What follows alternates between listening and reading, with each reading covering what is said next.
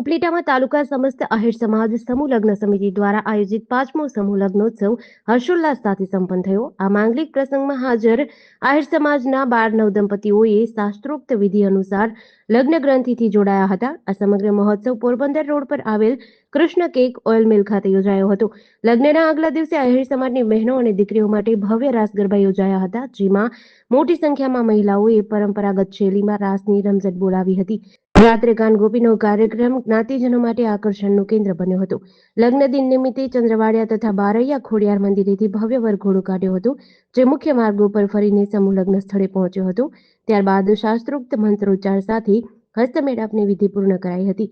સમગ્ર પ્રસંગ દરમિયાન જ્ઞાતિજનો આહિર સમાજના પરંપરાગત પોશાકમાં સજ્જ જોવા મળ્યા હતા.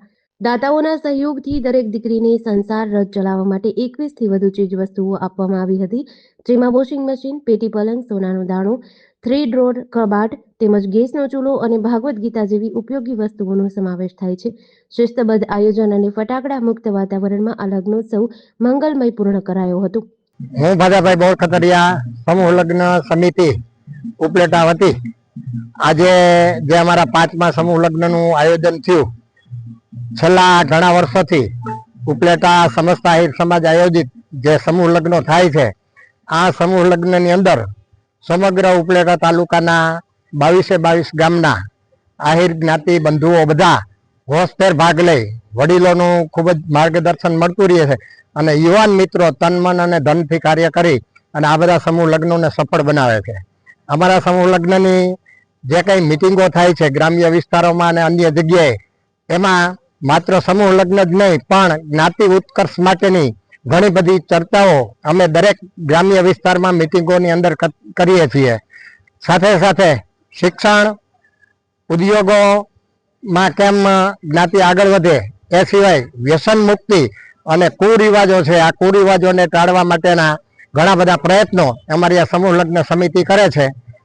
સારાએ પંથકની અંદરથી જે જ્ઞાતિ આગેવાનો અને ખાસ કરીને જે આની અંદર નવ દંપતીઓ જોડાય છે, એ નવ દંપતીઓના બધા જે વાલીઓ છે, વાલીઓને અમે ખૂબ ખૂબ ધન્યવાદ આપીએ છીએ.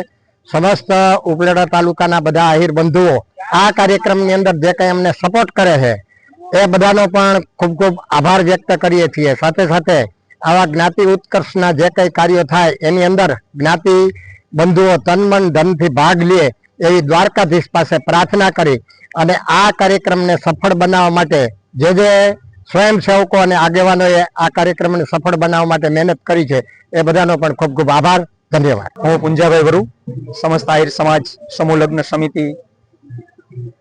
આજનો અમારો આ 5મો સમસ્ત આહિર સમાજ સમૂહ લગ્ન નો સમારોહ ઉપલેટાના કૃષ્ણ કેક ઓઇલ મિલ મેદાન ખાતે થયેલ હતો. તેની અંદર કુલ 12 નવ દંપતીઓએ પ્રભુતામાં પગલા માંડેલ છે અને આજનો અમારો આ કાર્યક્રમ આમ તો ગઈકાલે સાંજના એક સમૂહ રાસ, ત્યારબાદ સવારના અહીંયા પ્રાણ પ્રતિષ્ઠા અને ત્યારબાદ બપોર પછી 3 વાગ્યાથી સામૈયું, 5 વાગ્યે ઢોલ નગારા અને ખૂબ જ ભારતીય પરંપરાને શોભે એ રીતેનો વરઘોડો કાઢી અને વરરાજાઓની તમામ જાન અહીંયા લગ્ન મંડપ સ્થળ ઉપર પહોંચી 6 વાગ્યેથી લગ્ન વિધિનો શુભારંભ, ત્યારબાદ ક્રમાનુસાર કાર્યક્રમ અને સાથે સાથે એક સ્ટેજ કાર્યક્રમ પણ રાખેલ હતો. તેમાં અમારા આહિર રત્નો ડોક્ટર કનુભાઈ કલસરિયા ઉપસ્થિત હતા. તેમણે પણ ખૂબ જ ધાર્મિકતા પ્રસંગે અને શૈક્ષણિક પ્રસંગે ખૂબ જ સુંદર અને સચોટ માર્ગદર્શન પૂરું પાડ્યું.